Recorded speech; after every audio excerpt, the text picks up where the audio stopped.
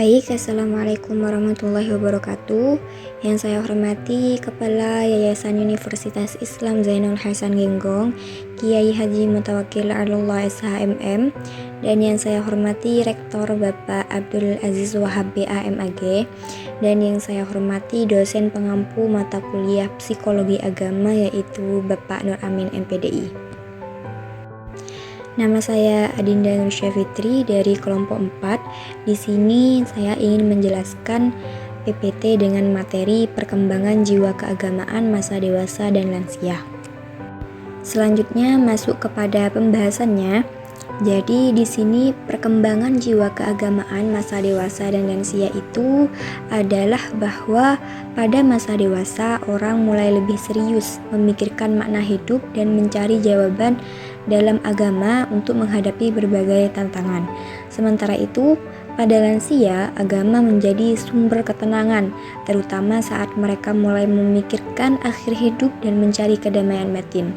Nah, jadi perkembangan jiwa keagamaan pada masa dewasa itu masih lebih condong untuk memikirkan tujuan hidupnya, makna hidupnya, seperti mencari jodoh atau mencari pekerjaan, ataupun masih fokus untuk melanjutkan pendidikannya melalui agama dalam menghadapi berbagai persoalan dalam hidupnya.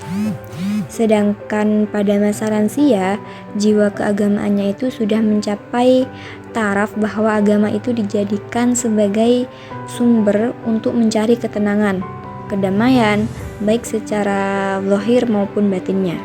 Seperti lebih taat beribadah, lebih mendekatkan diri kepada Allah, karena pada masa lansia ini yang dipikirkan mereka itu bagaimana kehidupan setelah dunia, yaitu akhirat.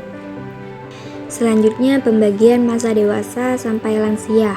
Nah, ada 3 fase dalam masa dewasa sampai lansia ini. Yang pertama, masa dewasa awal. Masa ini itu dimulai dari umur 21 sampai 40 tahun. Yang cirinya yang pertama itu masa reproduktif. Dikatakan sebagai masa reproduktif karena pada rentang usia ini adalah masa-masa yang cocok untuk menentukan pasangan hidup. Pada masa ini, organ reproduksi wanita sangat produktif, bisa dikatakan masih sangat bagus. Seperti itu. Begitu juga dengan laki-laki. Nah, selain untuk itu, masa reproduktif ini juga untuk pencarian stabilitas karir. Kemudian pencarian jati diri. Dikatakan masa pencarian jati diri karena pada masa ini seseorang akan mencoba segala sesuatu untuk menentukan mana yang paling cocok untuk memberikan kepuasan yang permanen, berusaha mempertahankan nilai-nilai yang mereka pilih. Selanjutnya, masa dewasa madya dari umur 40 sampai 60 tahun. Ini adalah masa di mana seseorang mulai mengalami perubahan fisik seperti penurunan energi dan perubahan emosional. Kemudian cirinya yaitu masa transisi. Banyak orang merasa sedang beralih dari masa muda menuju masa tua. Mereka mulai lebih memperhatikan kesehatan dan sering merenungkan apa yang telah dicapai dalam hidup. Kemudian masa yang menakutkan. Nah, pada usia ini orang mulai khawatir tentang penuaan, kehilangan kekuatan fisik, atau bahkan kehilangan pekerjaan. Mereka juga sering memikirkan kematian atau hal-hal yang belum mereka capai. Terus masa sepi. Anak-anak mungkin sudah dewasa dan meninggalkan rumah, sehingga rumah terasa sepi. Jadi sering merasa sendirian, terutama jika hubungan sosial mereka berkurang atau jika pasangan hidupnya telah meninggal. Selanjutnya masa dewasa lanjut usia, yaitu dari umur 60 tahun ke atas. Pada usia ini adalah tahap di mana kehidupan setelah pensiun, di mana seseorang biasanya sudah menyelesaikan banyak tugas besar dalam hidup seperti bekerja dan membesarkan anak. Kemudian ciri-cirinya yaitu kekuatan fisiknya sudah mulai berkurang. Nah, jadi pada usia ini tubuh itu tidak sekuat dulu. Jadi mungkin merasa lebih cepat lelah dan aktivitas sehari-harinya pun menjadi lebih sulit. Seperti itu. Kemudian mengalami gangguan kesehatan. Lansia sering menghadapi masalah kesehatan seperti tekanan darah tinggi, diabetes, atau masalah sendi. Oleh karena itu, mereka itu harus lebih sering memeriksakan kesehatan dirinya dan menjaga gaya hidup lebih hati-hati. Kemudian sikap keagamaan pada masa dewasa. Ada 3 sikap. Yang pertama yaitu mengamalkan aturan agama. Jadi orang dewasa itu mulai lebih serius dalam menjalankan ajaran agamanya, seperti beribadah secara rutin dan mengikuti aturan yang diajarkan oleh agama. Yang kedua, pemahaman agama yang komprehensif. Komprehensif itu apa? Jadi komprehensif itu adalah pemahaman yang lebih mendalam. Jadi orang dewasa memahami ajaran agamanya itu lebih mendalam, sehingga tidak hanya mengikuti saja tetapi juga memahami maknanya. Kemudian yang ketiga, kestabilan dalam beragama. Jadi sikap beragama orang dewasa itu biasanya sudah lebih mantap dan stabil karena mereka telah memilih keyakinan berdasarkan pemikiran yang matang, bukan hanya mengikuti tradisi atau lingkungan. Seperti itu. Selanjutnya, sikap keagamaan pada lanjut usia. Terdapat 3 sikap juga. Yang pertama, mencapai tingkat kematangan. Jadi, lansia itu memiliki pemahaman yang lebih dalam dan dewasa tentang agama, serta lebih bijaksana dalam mengamalkannya. Kemudian yang kedua, memikirkan tentang kehidupan di akhirat.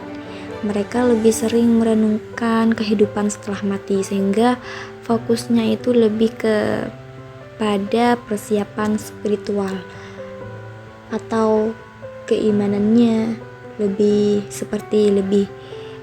sering beribadah, lebih mendekatkan diri kepada Allah, seperti itu. Kemudian yang ketiga, timbul rasa takut kepada kematian.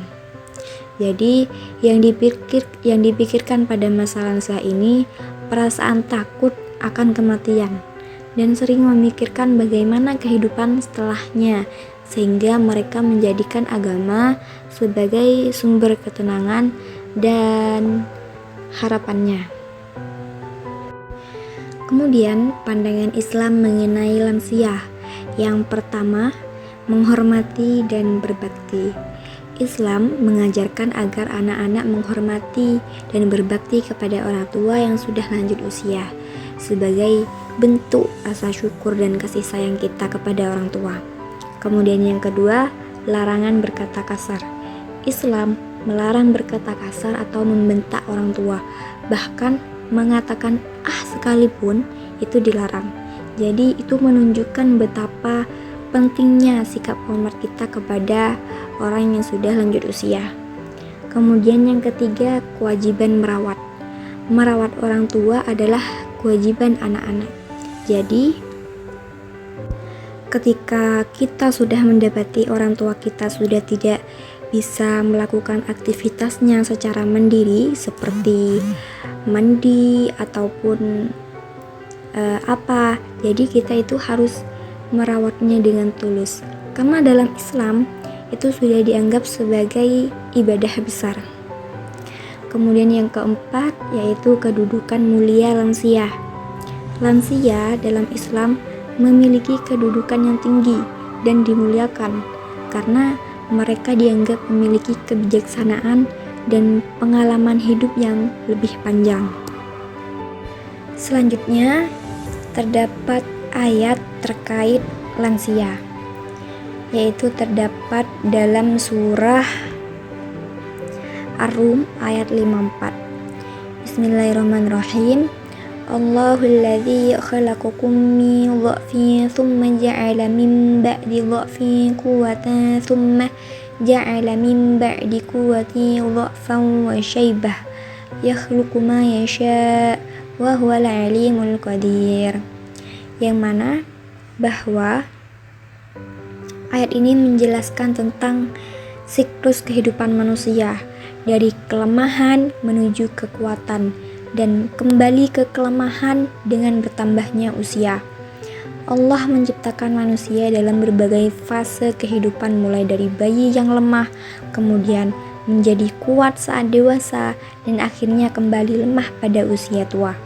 Jadi, ayat ini mengingatkan bahwa semua perubahan ini merupakan bagian dari ciptaan Allah dan menunjukkan kebijaksanaan serta kekuasaannya.